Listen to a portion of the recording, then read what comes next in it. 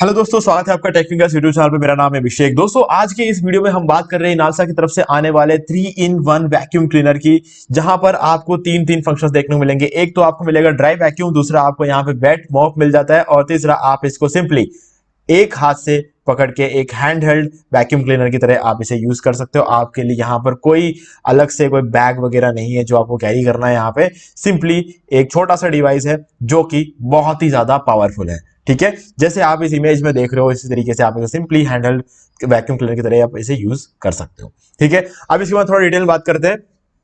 Brand है इनालसा का। तो गाइस, इनालसा के जो वैक्यूम क्लीनर्स होते हैं, थोड़ा सा जो हम कह सकते हैं ना, अफोर्डेबल रेंज में हमें मिल जाते हैं और काफी पावरफुल होते हैं और लॉन्ग लास्टिंग होते हैं। मतलब इनके जो बात कर ले, इनकी रिलायबिलिटी की बात कर ले अगर हम, तो आप मान के चलो कि ये जो वैक्यूम क्लीनर्स है 3-4 साल तक इन्हें कुछ भी नहीं होता है। ठीक है, हालांकि वारंटी इससे कम मिलती है, लेकिन आप ही मान के चलो 3-4 साल तक इन्हें कुछ भी नहीं होगा, क्योंकि इसकी बहुत ही अच्छा वेल बिल्ट होता है और बहुत ही अच्छी क्वालिटी का ये बनाए जाते हैं। ठीक है, आइटम मॉडल नेम है ओज़ोई मॉप प्लस, और प्राइस इसका जो रहता है नॉर्मली वो रहता है 6,995, लेकिन अभी गाइस इसमें सेल चल रही है। सेल की वजह से आपको 4,250 रुपए का डिस्काउंट मिल जाता है और 2,745 रुपए में आपको ये वैक्यूम क्लीनर अवेलेबल हो जाता है अभी, क्योंकि Amazon गेट इंडियन सेल अभी भी चल रहा है, तो यहां पर आप इसका फायदा उठा सकते हो। प्राइस बहुत ही सही है। एक वैक्यूम क्लीनर की बात कर रहे हैं हम यहाँ पर, तो वैक्यूम क्लीनर की अगर बात कर ले तो वैक्यूम क्लीनर के प्राइस का अगर उसे कंपेयर करें तो बहुत ही सही प्राइस में ये आ जाता है। इसकी पावर भी बहुत अच्छी है, इसके बारे में आगे बात करेंगे। और कैपेसिटी की बात कर लेते हैं, यहाँ पर आपको 800 मिलीलीटर का जो है एक स्पेस मिलता है इसके अंदर, जो डस्ट वगैरह कलेक्ट करने के लिए। ठीक है, जो भी हम क्लीन करते हैं उसको कलेक्ट करने के लिए 800 मिलीलीटर का एक जो है आपको सेक्शन यहाँ मिल जाता है। और थोड़ा डिटेल में यहाँ पर बात करें तो आपको जो है प्रोडक्ट डायमेंशन 26x14x105 सेंटीमीटर का रहेगा। ओवरऑल ये लेंथ विड्थ और इसकी हाइट रहने वाली है। ठीक है, तो यहाँ भी मान के चलो लगभग 1 लीटर का स्पेस यहाँ पर आपको मिल जाता है। अपना जो भी क्लीन करने के बाद जो भी कचरा कलेक्ट होता है ना, वो इस 1 लीटर के स्पेस में कलेक्ट हो सकता है। अब आपको मैं रियलिटी बता दूं इसकी, गाइज 1 लीटर या 800 ml इसको भरते भरते ना 6 महीने से ज्यादा लग जाते हैं, है ना। 6 महीने आप क्लीन करोगे ना अपने घर में, तब भी इतना कचरा नहीं निकलता। ये रियलिटी है। ठीक है, इस चीज को टेस्ट करके देखना। ओके, इसका लिंक मैं आपको डिस्क्रिप्शन में दे रहा हूं, आप डायरेक्टली जाके वहां से परचेज कर सकते हैं। इसका बेस्ट बाय लिंक है, और अगर आप किसी दूसरे वैक्यूम क्लीनर से कंपेयर करना चाहते हो तो आप वो भी कर सकते हो। अब आगे बढ़ते हैं। यहां पर आपको कलर मिलेगा, ब्लैक और ग्रे कलर का जो कॉम्बिनेशन है वहां पर आपको मिल जाता है। वोल्टेज आपको 240 वोल्ट यहाँ पे देखने को मिलता है। नॉइस लेवल 80 dB है। वैक्यूम क्लीनर के हिसाब से देखा जाए तो बहुत ही कम नॉइस है इसका। और आइटम वेट की बात कर ले 1 kg 600 ग्राम, बहुत लाइट वेट है, जैसे कि मैंने आपको कहा हैंड हेल्ड रहेगा ये। तो हैंड हेल्ड रहेगा तो एक हाथ से आराम से आपको इसे क्लीन करने का आपको होना चाहिए एक ऑप्शन, तो इसीलिए इसका लाइट वेट होना बहुत ज्यादा जरूरी है। और special feature light weight, again मैंने आपको बता दिया। Dry vacuum and electric wet mop आपको यहाँ पे साथ में देखने को मिल जाता है।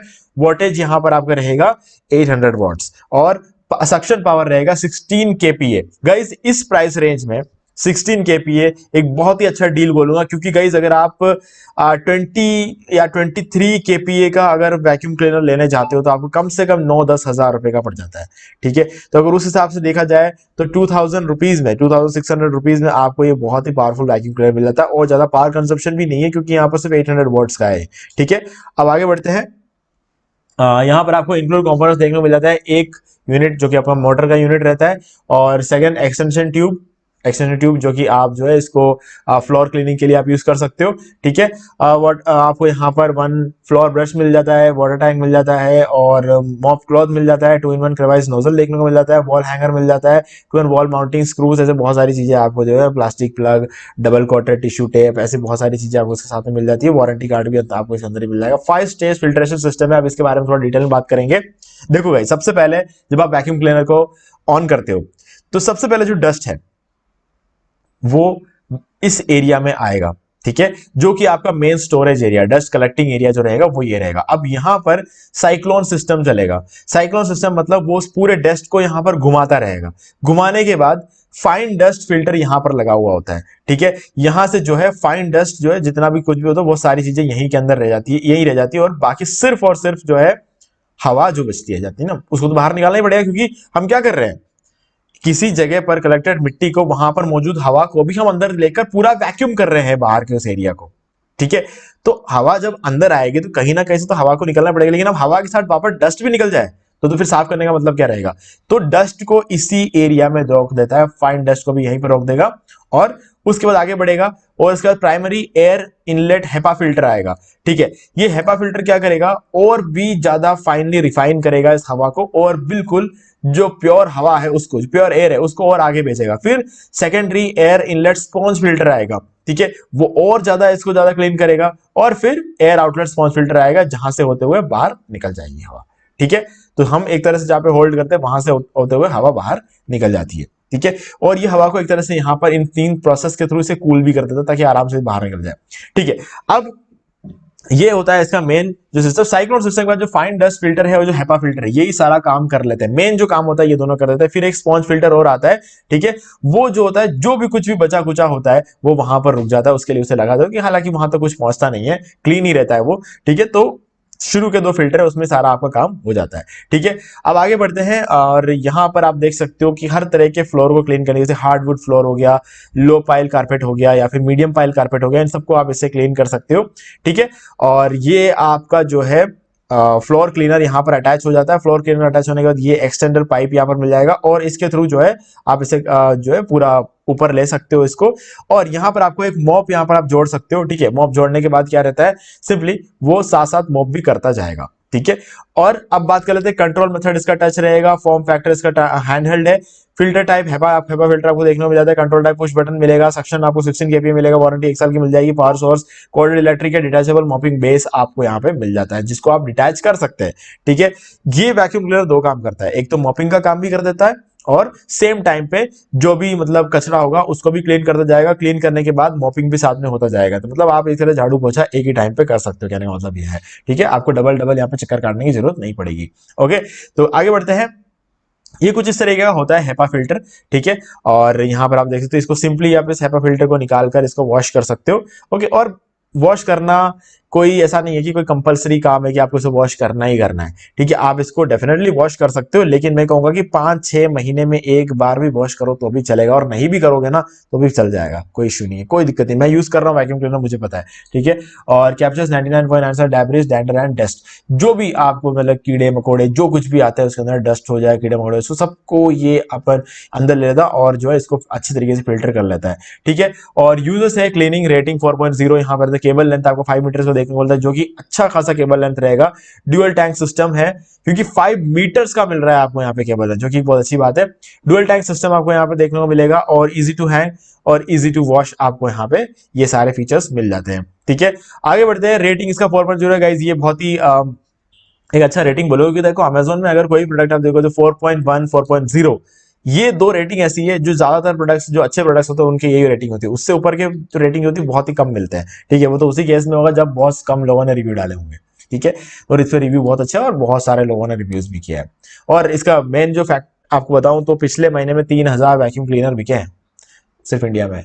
ओके, और साइक्लोन क्लिप सिस्टम यहाँ पर आप देख सकते हो। यहाँ पर आपको 800 ml का जो डस्ट कलेक्टर कैपेसिटी मिलती है, 75 dB का नॉइज लेवल, और ये कोड, और इसके बारे में मैंने ऑलरेडी आपको बता दिया था। तो इमेज के थ्रू यहाँ पर जो और डिस्प्ले कराया गया, और 16 kPa 140 ml का वाटर टैंक कैपेसिटी आपको यहाँ पे मिल जाता है।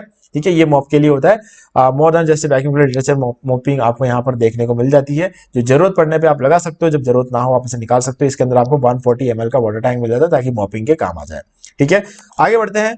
और ये आपको इस तरीके देखते हो जहां पर आप रीच नहीं कर सकते, कुछ ऐसे एरिया जहां पर रीच नहीं कर सकते, वहां पर ले जाके आपका ये जो हैंडल है ना, ये 180 डिग्री तक रोटेट हो जाता है। ठीक है, तो आप वहां पर सिंपली इसको अंदर डाल के इसको क्लीन कर सकते हो। बाकी ये सारी चीजें हैं, किसी भी तरह का कोई भी डस्ट यहां से बच के नहीं निकल सकता, क्योंकि इसका सक्शन पावर बहुत ही अच्छा है।